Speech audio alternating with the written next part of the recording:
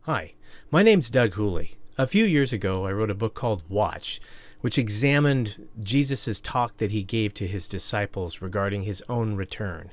That talk is known as the Olivet Discourse.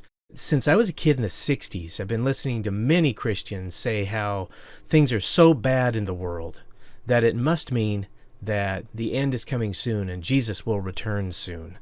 In the 70s and 80s, it was the Cold War. In the late 90s, it was the impending Y2K. And more recently, it's been the coronavirus and election scandals and the economy and new wars breaking out that have fueled the fervor behind the end of the world conspiracy theories that are out there.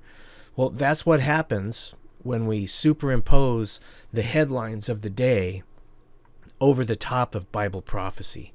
And that is a misuse of prophecy. In this extremely short two-part video series, I'm going to boil it down, and I'm going to tell you how to know if it's the end of the world or not.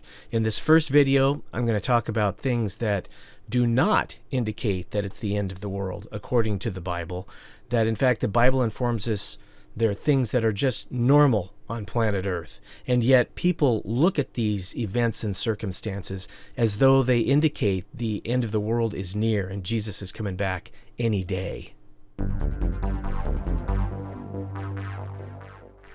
First, if you're living in the middle of a war zone, or you're hearing of wars on the news, or people are hinting of more wars on the horizon, it doesn't necessarily mean it's the end of the world and Jesus' return is just around the corner. The Roman Empire collapsed and Jesus didn't return. Next, if you experience an earthquake or other natural catastrophe like floods or hurricanes or forest fires, or you hear of them, it doesn't necessarily mean it's the end of the world and Jesus is returning soon. These things have always occurred since the beginning of time.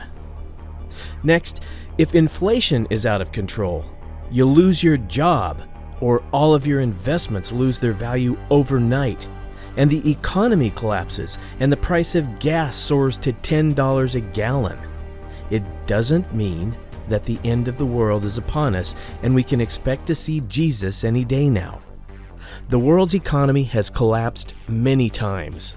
People have always lived in poverty.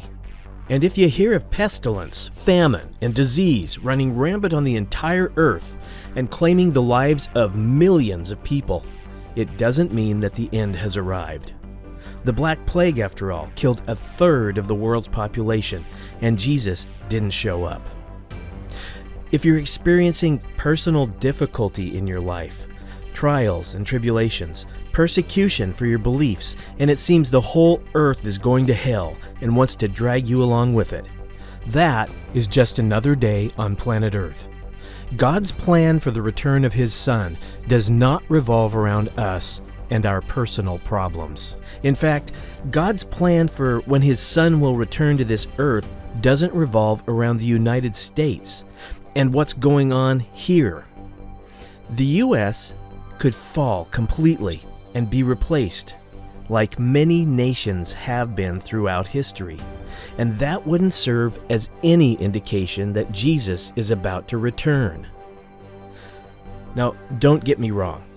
I'm not one of the scoffers that the Apostle Peter was talking about who say, "Where is the promise of His coming?